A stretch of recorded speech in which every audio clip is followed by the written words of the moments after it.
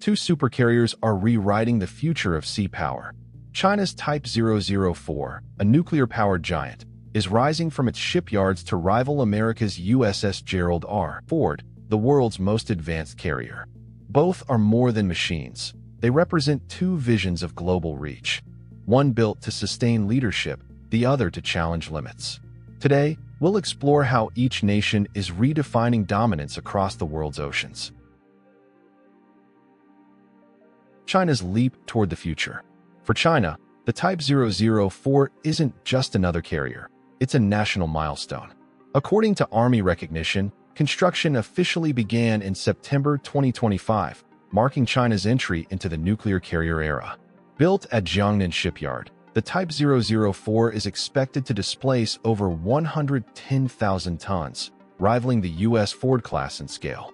This massive ship is the next step after the Fujian, China's first carrier with electromagnetic catapults. But the Type 004 goes even further. It will be powered by twin nuclear reactors, freeing it from the limitations of refueling and allowing continuous blue water operations for decades.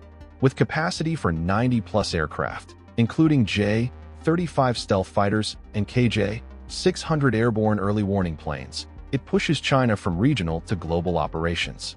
In short, the Type 004 symbolizes ambition. It's a declaration that China no longer wants to observe from shore. It wants to operate globally. America's legacy of dominance.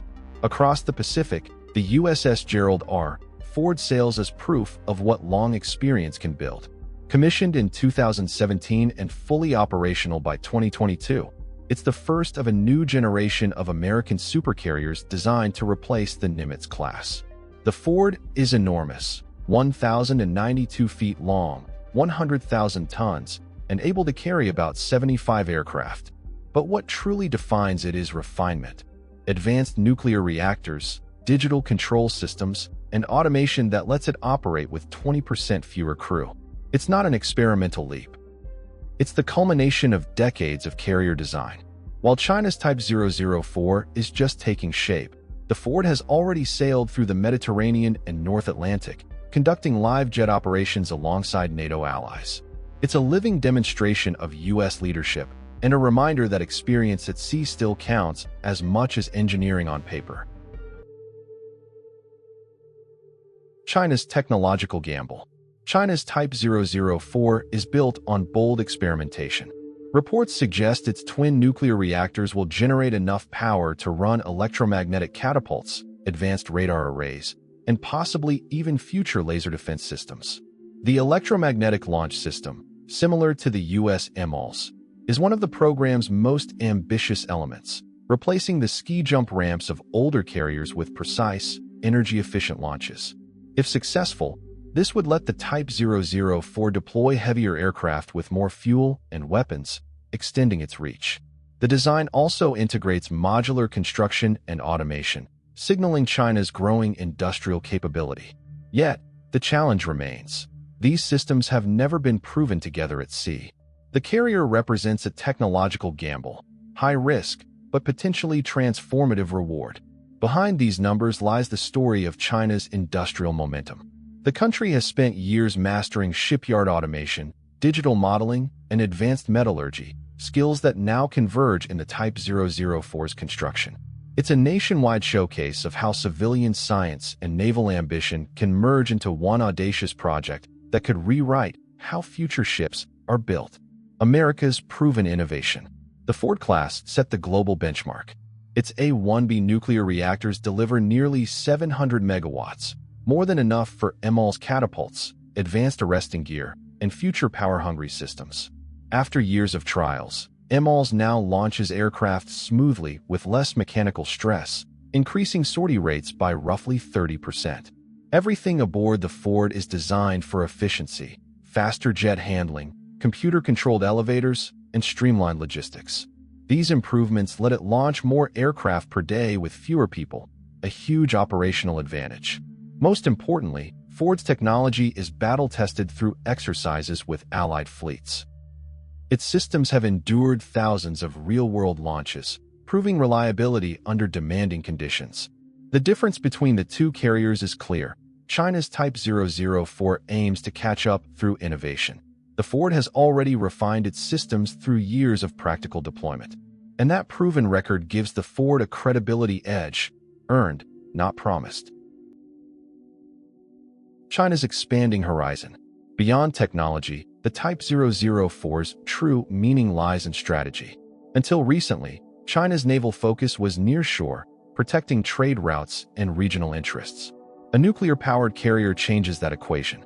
It allows continuous operations in the Indian Ocean, Pacific, and beyond without dependence on nearby bases. In Beijing's vision, carriers like the Type 004 aren't for confrontation, they're for presence. They extend China's diplomatic and humanitarian reach, giving it the ability to respond to emergencies, protect citizens abroad, and support global peacekeeping. Symbolically, it's a message of parity, that China now has the industrial, technological, and operational strength once exclusive to the world's established powers.